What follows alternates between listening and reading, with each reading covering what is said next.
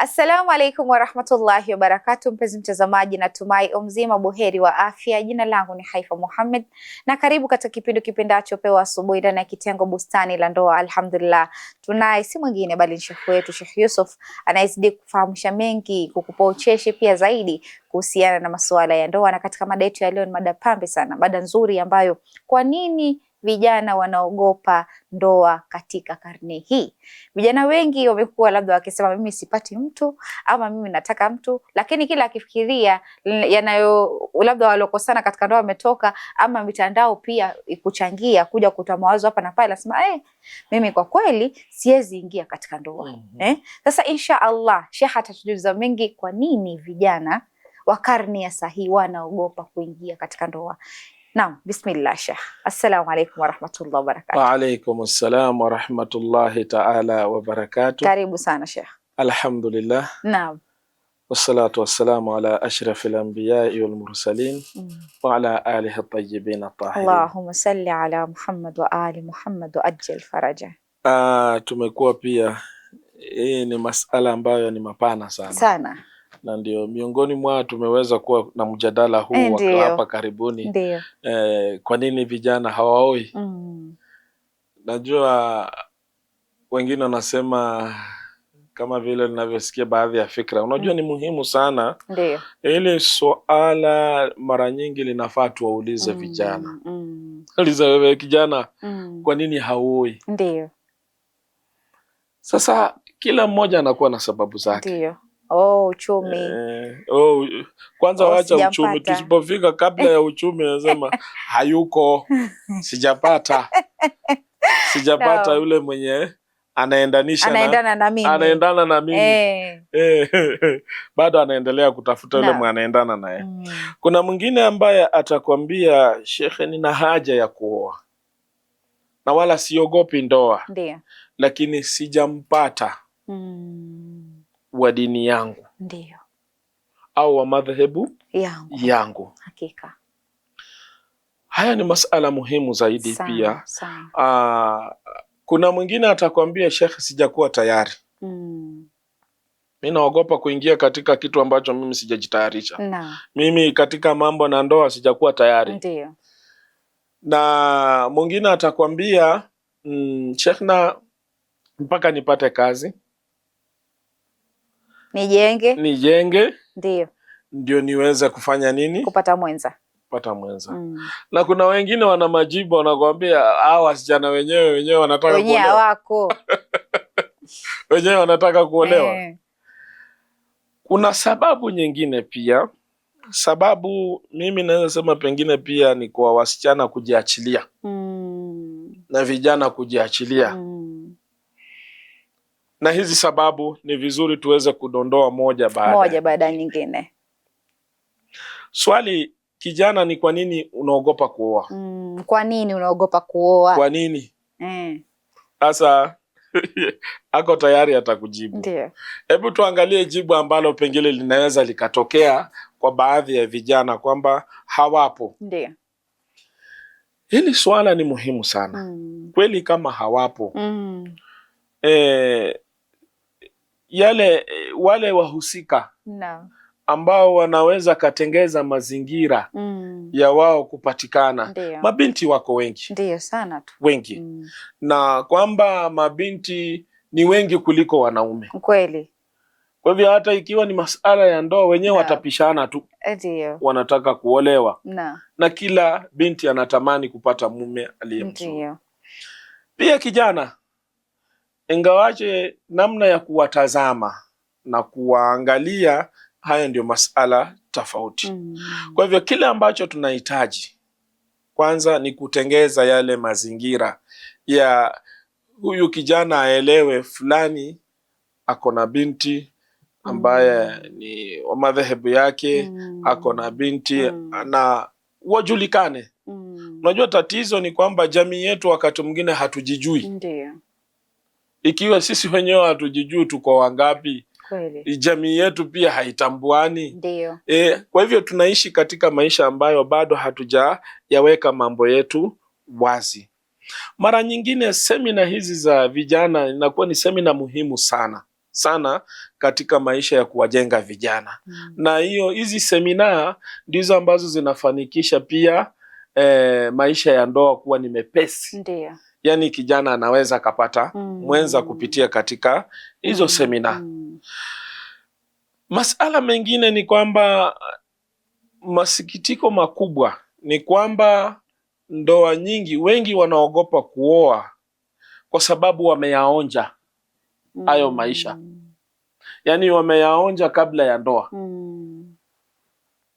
Na ndio hayo ambayo nimezungumzia katika kipindi kilichotangulia kwamba kijana anaweka mahusiano ya ndoa na binti kabla hawajaoana. Ndiyo.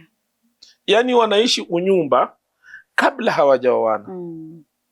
Kwa hivyo mwisho inapofika wakikosana na nini, kijana hana wazo tena la kuoa, kwa sababu binti amejiachilia na kijana pia amejiachilia. Unajua saa hizi tunaweza kasema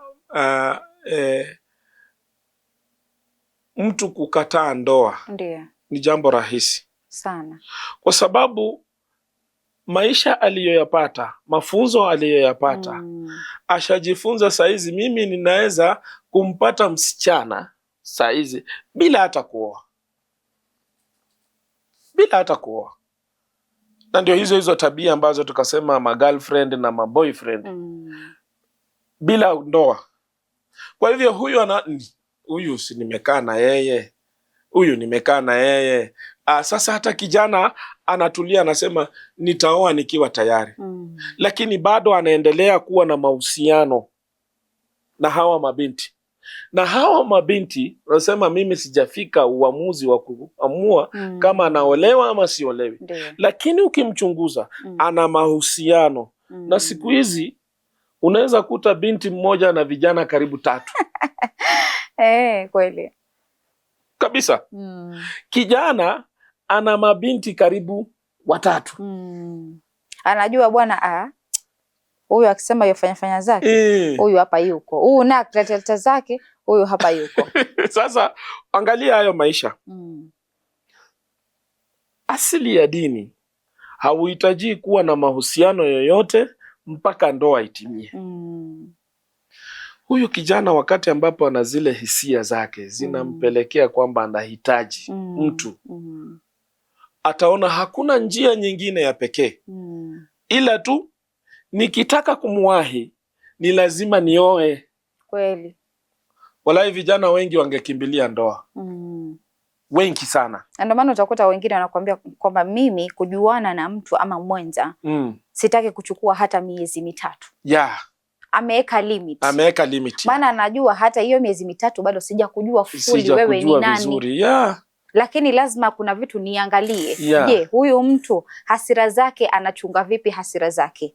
Je, hulka yake iko vipi? Asa ikifikia kama imekuwa ni kwamba mimi ushajiwekea limit. Wewe kama mwanamke au mwanamume, mimi kumfahamu mtu miezi 3 inatosha. Basi baada ya hapo nitioke uamuzi kama huyu atakuwa mke wangu, ni nende nikapeleke mahari ama hata kwa mke wangu, kila mtu ashike 50 zake. Asante. Lakini unaona vijana wengi huo uchumba anataka kumpima akiwa na yeye. Mtihani mkubwa sana. Nataka nione ananifulia vipi nguo. Anatengeza vipi kitanda chetu. Anapiga vipi pasi. Anapika vipi chakula na nini. Ako naye. No. Haya ni mambo ambayo yako wazi. Ndio. Mabinti wetu walikomaa zaidi katika mambo ya unyumba sana kabla ya kuingia hata katika maisha ya ndoa. Hiyo ndio hatari ambayo ipo. Tena kubwa sana. Sasa kijana kile ambacho anataka anapata bila hata ndoa. Kwa nini aoe? Hataoa. Azio. Anasema ustadhi nitaoa, ndio hiyo anasema tu. Nitaoa tu. Nitaoa tu, ikifika tu time nitaoa. Lakini huku ananyonga, wanasema ananyonga huku nje. Na hanyongi mmoja, mabinti kadhaa. Mtihani mkubwa. Na mabinti, unajua kuna mabinti ambao wa Kiislamu sasa hivi wameshika mimba na wametoa mimba kadhaa. Masikitiko makubwa. Kwa sababu ya aibu kwamba umeshikaje mimba na hujaolewa. Hiyo ndio aibu atahisi. Lakini hakuwa na aibu kushiriki na huyu kinyume na ndoa. Lakini ameipata hiyo, sasa ana aibu kuihifadhi hiyo mimba. Mpaka inampelekea sasa na anaua kiumbe ambacho kisicho na hatia. Haya ndiyo matatizo ambayo yanakumba jamii.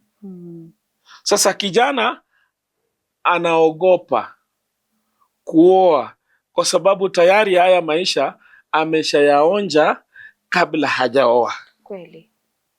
Sitaki. Zamani ilikuwa mpaka umpate huyu binti ni ile wakati ambapo mnafunga ndoa ndiye anakuwa ni wako. Na hata binti mwenyewe anapelekwa na heshima zake mpaka kwako nyumbani, anaandaliwa kitanda, naambiwa sasa kaa hapo, mume wako anakuja, sasa ni wewe. Sasa ni nyinyi wawili. Maisha yaendelee. Maisha yaendelee. Lakini leo hata wakati ule mnafunga nikaa, jana mlikuwa na yeye. Subhanallah. Haina ile ladha kabisa. Haina ile picha ya ndoa ambao watu wanategemea watu wawili muwe nayo. Kwa sababu ndoa nzuri ni kwamba huyu mume amempata huyu mke, hawajuani vizuri. Hawajuani. Na ndio unaona ndoa za zamani zilikuwa na ladha. Zilikuwa na ladha kwa sababu hao wanapatana mara ya kwanza. Yaani maisha wanayoanza ya nyumba ni utamu tu. Bwana. Maisha yao ya ndoa ni utamu tu. Sasa. Kila kitu ambacho wanaanza ni kipya. Bila tashwishi. Sasa utaona maisha yao yako mazuri. Unajua saa hizi kuna yale ambayo tunasema yanatembea kwenye mitandao, na hata mabinti wengi nasema mimi nataka mume mwenye miraba ambaye ananitosheleza mimi, anayeniweza mimi. Zamani hakukuwa na hayo masala. Kila mume alikuwa anakuweza kwa sababu ndio mara ya kwanza nyinyi ndio mnakutana. Ni mara ya kwanza. Lakini ni kweli unavyosema, sio kila mume anakuweza kwa sababu hamjakutana mara ya kwanza. Umekutana na kadhaa. Sasa kumpata yule ambaye anakuweza, sasa unatafuta. Na matatizo jamani, sisi wanaume pia tukawekewa mambo mazito sana, mpaka sasa hivi umeanza kutafuta madawa ya kuongeza nguvu za kiume. Unapambana uhakikishe vile mtihani, uhakikishe kama mwenzako umemridhisha, vile ambavyo utamridhisha. Ndio. Yeye kule alikuwa nao kadhaa. Sasa wewe unang'ang'ana na hakuna matokeo bado. Kwa hivyo haya ndio madhara ambayo yapo. Yaani tumeingia katika maisha ambapo hatujitukwa tumejiandaa. Sasa tunayataka yale maisha, wakati ambapo tunayapata mambo yalishaharibika tayari. Vijana wengi hawataki kuoa kwa sababu kwa nini ninunue na napata bure? Ndio hiyo lugha ya vijana. Na hiyo bure ni wewe mwanamke umekosa kujihifadhi kama mwanamke. Wewe mwenyewe kama mwanamke. Kwa sababu mwanamke ako na hadhi yake. Kabisa. Na mwanamke anapoifahamu hadhi yake, atajua mwanamume yote hana haki ya kuchezea mwili wangu. Na ndio unaona mpaka siku hizi tumetengewa siku. Tumetengewa, yani kulingana na mafunzo ambayo yametokea, mpaka mabinti wametengewa siku. Wanajua tu hii Friday ni siku ya kujienjoy, ni kuanzia Friday mimi na wasichana wengi unakuta amefunga virago, ameenda kuishi kwa kijana. Naenda kwa boyfriend wangu. Naenda kwa mchumba wangu. Unaenda kufanya nini? Hamjaoana? Wanaenda kudanganyana. Unaenda kudanganyana. Sasa hayo madhara hiyo ndio sababu ambayo pia inaweza kapelekea vijana. Sasa kijana amepata huyu, amemjaribu, ameona nishamaliza kazi yake. Na akapata huyu, asema huyu tena naye hapana. Akapata huyu, sema hapana. Sasa ako na kadhaa ambao amewaharibia maisha, bado atakuja kuambia Sheikh, natafuta mchumba. Na huo ni mtihani mkubwa Sheikh. Kwa sababu gani? kitu ambacho mtu realize ama hajakibaini ni kwamba unapomharibia yule msichana maisha yake, kabisa. Kumbuka nyumbani uko na dada yako. Kabisa. Kumbuka wewe kesho uwezi jua Mwenyezi Mungu atakupa mtihani wa kuwa na watoto wa kike wote. Kabisa. Amekupa watoto wa kike wote. Uwezi jua maana hautawachunga kila siku. Je, wakija kufanywa kama vile wewe ulifanyia msichana wa watu, utahisi vipi katika nafsi yako? Ni kweli, kwa sababu haya mambo yatakupata, yanajirudia. Sasa njia iliyo sahihi, lau kama mabinti wasichana wetu wenye dini wakajihifadhi, kijana akija mwambie unaonaje nataka kukuoa, mwambie ni sawa, waone wazazi wangu na mipango yote itakamilika, mimi nimekuridhia, ndoa hiyo itatimia, ni ndoa nzuri. Mashallah. Lakini sio kwamba muangaliane kwanza kwa kipindi kirefu. Ambapo nataka nimwangalie huyu yuko vipi, ni mzuri kiasi gani, tunawezana ama tuwezani. Na ndio unaona mabinti wengine unaambiwa nilikuwa na mchumba mwenye yule jamaa niliona hana future. Shaka chukua pumziko, tukirudi tutaendelea na awamu ya pili. Shukran sana. Kurudi kwako mpenzi mtazamaji, natumai katika awamu ya kwanza tunapozidi kuwa naye Sheikh napata faraja zaidi ikifikia ni masuala ya ndoa. Unapoongelea ndoa kuna ucheshi ndani yake. Wanakwambia kwamba wanawake wanachagua sana na wanaume pia nao wanachagua. Sasa tukichaguana, je, tutapatana? Inshallah mpenzi mtazamaji, acha tuchukue pumziko, tutakaporudi tutaendelea zaidi.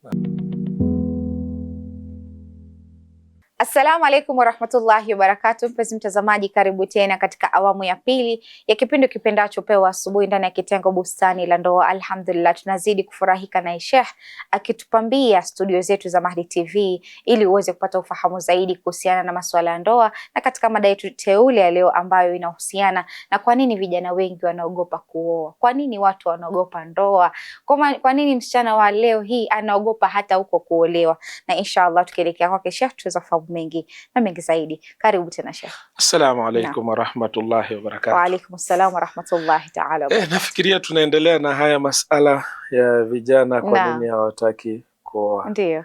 Nafikiria katika hili swala ambalo tumelizungumza, mimi naweza kuwa wasia tu kwa wasichana wetu. Ndio. Wasichana wetu, ili mpate waume wa kuoa, jihifadhini. Kweli. Kwamba mtu hawezi akagugusa bila kupitia njia ambazo zimeamrishwa na dini. Watakufata. Na mara nyingi msichana aliyehifadhika ndio ambayo vijana humtafuta zaidi. Lakini kuna wale ambao wanamtafuta kwa kumharibia. Ndiyo. Na kuna wale ambao wana nia zilizo nzuri. Lakini wewe pia binti ukilegea, utawapata wale ambao nia zao sio nzuri. Ndiyo. Na watakuharibia maisha. Ndiyo. Kijana, wakati ambapo unataka kuoa, angalia kwanza wewe tabia yako, je, iko sawa? Unajua wakati mwingine katika jamii kuna vijana wanaenda wanatafuta kuoa na wanaenda pia kwa kina binti, lakini kwa sababu wamesifika na tabia ambazo sio sahihi katika jamii, wazazi wanakataa. Ndiyo. Kwa sababu itakuwa ni makosa mimi nikupatie binti yangu wakati ambapo nimekusikia umekuwa na mabinti karibu 10 huko nyuma na wote ukiwawacha. Ukiulizwa hawa hawafai, sikuwa na nia. Yani wengine wanasema sikuwa tayari kuoa.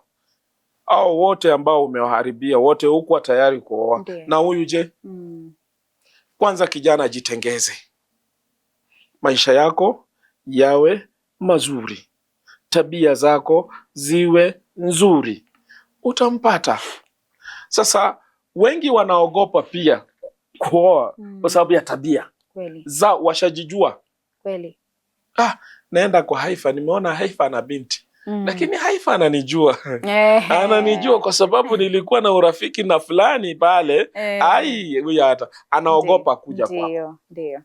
Hiyo ndio baadhi ya vitu ambavyo vinawazuia vijana wasiingie katika maisha ya ndoa. Mambo mengine ni mitandao pia. mitandao pia imechangia kwamba vijana wengi wanaogopa kuoa. Na kwa sababu wenyewe walijiingiza katika hayo maisha. Siku hizi unajua watu wanatafuta wachumba kwenye mitandao. Ndio.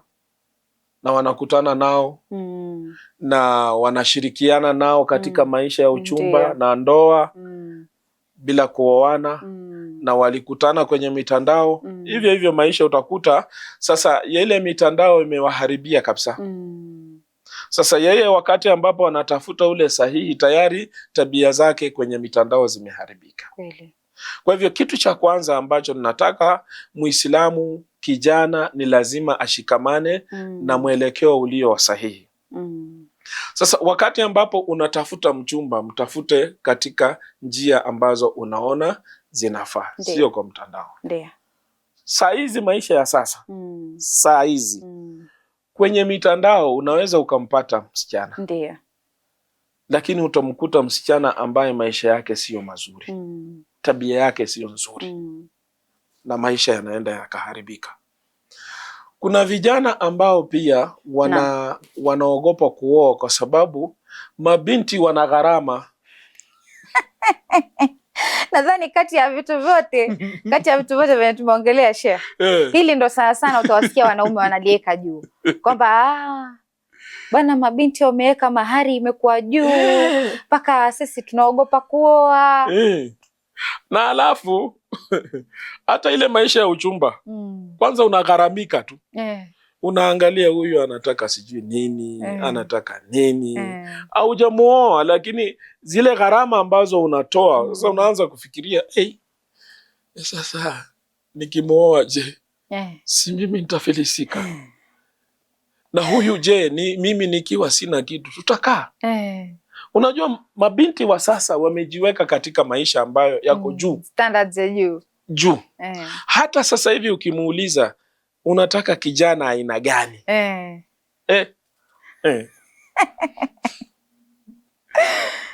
anakusifia namna anavyohitajika yule, sio tabia, vile anavyofaa kukua kiuchumi. Ndio. Na mtakaa. Unajua kuna baadhi ya mabinti waliolewa kwa sababu vijana walikuwa na mali. Wakati vijana wamefilisika, ndoa ile ikavunjika. Kweli. Paka binti anasema huyo aliisha. Huyo sasa hivi hakuna kitu anaweza nifanyia, hata hawezi nunua chochote. Maana anakuambia mwanadamu ama tuseme mwanamke au mwanamume akikupendea kitu ama amekupenda wewe kwa sababu wewe ni mzuri, siku ukiungua yule atakuacha. Akikupenda kwa sababu wewe uko na pesa nyingi, siku zile pesa zikiisha atakuacha. Lakini akikupenda kwa sababu amepata misingi ya nani? Ya Mwenyezi Mungu Subhanahu wa Ta'ala, yule msichana ama kijana haezi kuacha kabisa. Maana umempenda kwanza, umemtanguliza Mungu mbele, umempenda kwa ajili ya Allah. Pili, umemridhia ukajua huyu ndo anataka akuwe mwenza wangu kwa shida na raha. Huenda ndio maisha mmeyaanza mashallah mkiwa nyinyi mna pesa ama ni, lakini mitihani hutokea pale mbele. Huenda maisha yakarudi chini. Hapo ndo mtihani wa kumfahamu mwenza wako ni nani ndo unafika. Alafu vijana wa siku hizi na mabinti hawataki kusikia historia ya kwamba mzazi wake aliolewa na baba yake wakati hawana kitu. Yeye atakwambia hii ilikuwa ni ule wakati. Sasa hiyo wakati wengine. Sasa hiyo nikae na mwanaume anakwambia maisha yenyewe ya Ruto haya. Alafu anakwambia hii ni ile wakati ule. Sasa angalia, wakati mwingine mabinti wanataka yule ambaye ana uwezo. Na ndio hali ambayo iko sasa hivi. Hujakatazwa kuwa na mtu mwenye uwezo. Lakini umeangalia maadili yake yako vipi? Hilo ndo swali. Sasa ukitaka kama ana mali alhamdulillah na maadili yake ni mazuri, shukuru Mwenyezi Mungu Subhanahu wa Ta'ala. Kiasi cha kwamba mali ikienda maadili yatabaki. Ndio. Na hayo ndio maisha. Kuna baadhi ya wanawake wamekuwa wakorofi kwa sababu waume zao walifilisika. Amba yule jamaa tayari ashamaliza yule. Wengine wako kwa ndoa, lakini madharau atakapoonyesha. Mwanaume paka anashindwa, ni mimi kweli na huyu ni yule binti ambaye tulikuwa tunapendana kweli. Alafu itokea sasa huyu mwanamume ameenda kuelezea historia yake kwa watu, alafu kuna vijana ambao wanasikiza, ndio kabisa amewamaliza, kwisha hawezi kuoa. Sasa utaona, unajua wakati mwingine ndoa inakuja kama radi. Yani mtu anaweza kuwa na hamu, anataka kuoa, lakini wakati unapomwelezea shida za ndoa, bas kwisha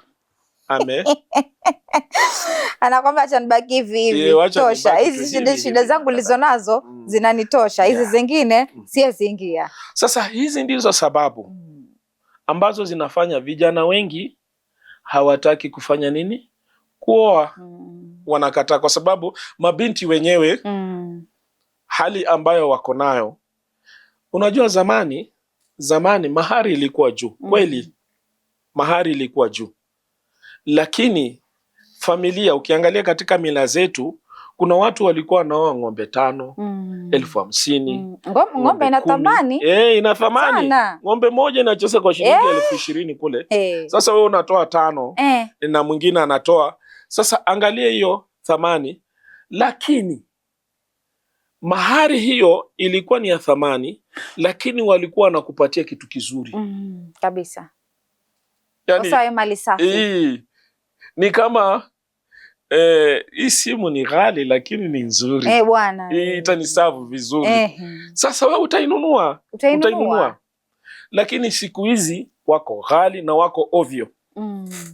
Sasa unajua kuna wale ambao wanafunga nikaa leo, kesho wameachana. Kesho wanaachana. Mtihani mkubwa. Kwa sababu gani? Huenda ametoa mahari na ametoa kiasi kikubwa, kwa sababu pengine yule mwanamke amesoma, yule msichana amesoma, lakini tabia zake haziridhishi. Mtume sallallahu alayhi wa alihi wasallam siku moja akiwa na masahaba aliwaambia, iyakum wa khadhara'i duman, yani jiepusheni na khadhara'i duman. Masahaba wakamuuliza, ya Rasulullah, ni ipi hiyo unayosema khadhara'i duman, ni nini? Mtume akawaambia, almar'atul hasana, ni mwanamke mrembo, mwanamke mzuri, fi mambatisu, lakini katika asili mbaya, ni mbaya wa tabia. Ni mzuri kwa umbo, tabia nzuri na nini, na tabia zake mbaya.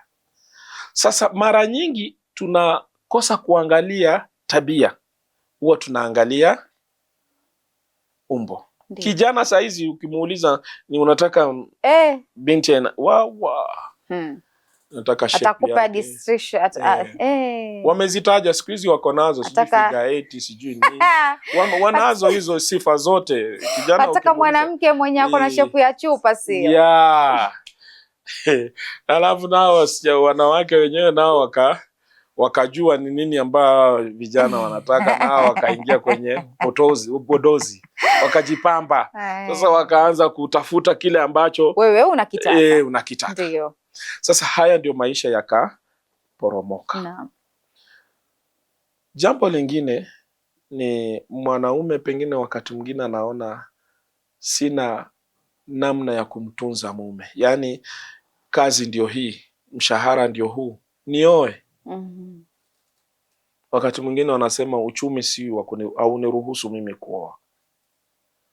Lakini ukweli wa mambo, katika maisha ya ndoa, kila mtu Mwenyezi Mungu Subhanahu wa Ta'ala amempangia riziki yake. Kweli.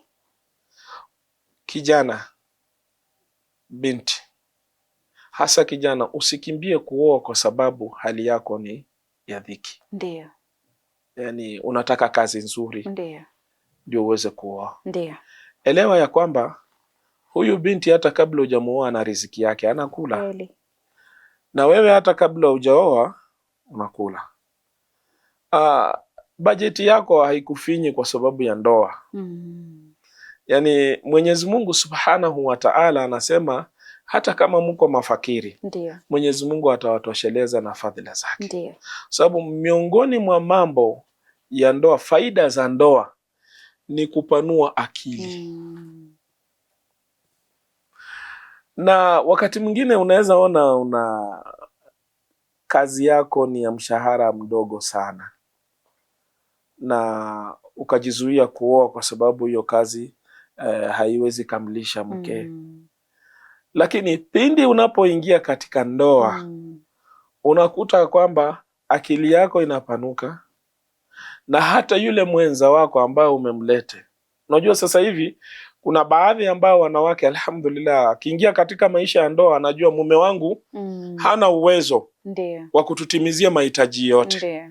Kwa hivyo mimi kile ambacho ninahitaji ni kumsaidia huyu mume wangu kuweza kile ambacho tunapata tuweze kutumia vizuri na tuweze kufanya mikakati ya kuweza kuinua maisha yetu.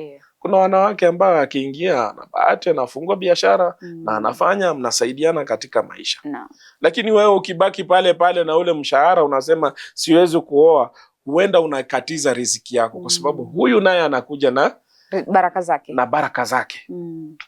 Sasa Mwenyezi Mungu Subhanahu wa Ta'ala anapoiweka hii baraka ya ndoa, anajua si kwa sababu ya mali tu. Anajua wewe hata ukikosa mali kwa ndoa utapata njia ya kuweza kufanikiwa katika maisha. Na maisha ya mwanadamu ni kupigania. Na hiyo ndiyo mtu anaweza akafaulu. Kwa hivyo sababu nyingine ya ndoa ni hiyo, mwanaume au kijana naona sina namna, siwezi kumtunza mke na haya maisha ambayo mimi niko nayo. Kuna wengine pia wanaweza kuwa na sababu zingine ambazo unakuta sio za msingi ambazo zimewekwa na sheria. Wengine wanapuuza tu yale ambayo watu wanapitia katika ndoa, mimi nioe. Yani ile ambayo nasikia, hebu angalia fulani vile anateseka, angalia fulani vile anavyoteswa na mume wake, alafu mimi nikubali kuolewa. Baadhi ya mambo kama haya si mambo ambayo yanaweza kafanya mtu hata kazi unaweza ukapata kazi yenyewe ikawa ni dhiki. Huwezi kumpatia mtu mfano siwezi ajiriwa kwa sababu angalia vile jamaa anateseka kwa kazi yake. Haiwezekani. Maisha yako na changamoto. Na changamoto hizi zikikuja ni wewe namna gani utaweza kukabiliana nazo. Kwa hivyo vijana wasikimbie ndoa. Pengine kuwe kuna sababu nyingine aseme hawapatikani wale wa kuolewa. Lakini masala ya uchumi hapana. Wajitahidi. Kwa hivyo ndoa ni jambo nzuri na tusiipuuze na tusiikimbie, sababu tunapoikimbia ndoa inamaanisha tunaepukana na sunna ya Mtume. Mtume anasema nini? An-nikahu sunnati. Ndoa ni katika sunna yangu. Faman raghiba an sunnati, na yule ambaye atajitenga na sunna yangu falaysa minni, sio katika mimi. Sasa ukitaka kuwa Muislamu kamili, wacha hata Muislamu kamili, mwanadamu kamili, olewa. Na ukitaka kuwa Muislamu kamili, mwenye dini, mwenye kushikamana na dini, oa ama uolewe. Kwa nini? Kwa sababu utakuwa umehifadhi nusu ya dini. Na hiyo Qur'ani imeshatueleza wazi. Mashallah. Shukran sana Sheikh kwa mawaidha yako mema. Naamini mpenzi mtazamaji atakuwa amepata ufahamu kuhusiana na hili swala zima, na naamini kwa rehema za Mwenyezi Mungu atafungua njia zake, wale ambao hawajaoa waoe, wale ambao hawajaolewa waolewe, na insha Allah kwa rehema za Mwenyezi Mungu. Na pia naamini wote wanaotafuta wake huko majumbani, wanaotafuta waume, tafadhali insha Allah jitahidini muoe. Sheikh anasema kwamba muoe, mujaze umma wa Mtume Muhammad sallallahu alaihi wasallam. Jamani, hiyo ni furaha zaidi insha Allah. Mpenzi mtazamaji, mimi naona kufikia hapo sina mengi ya kusema isipokuwa ni kukwambia fi amanillah.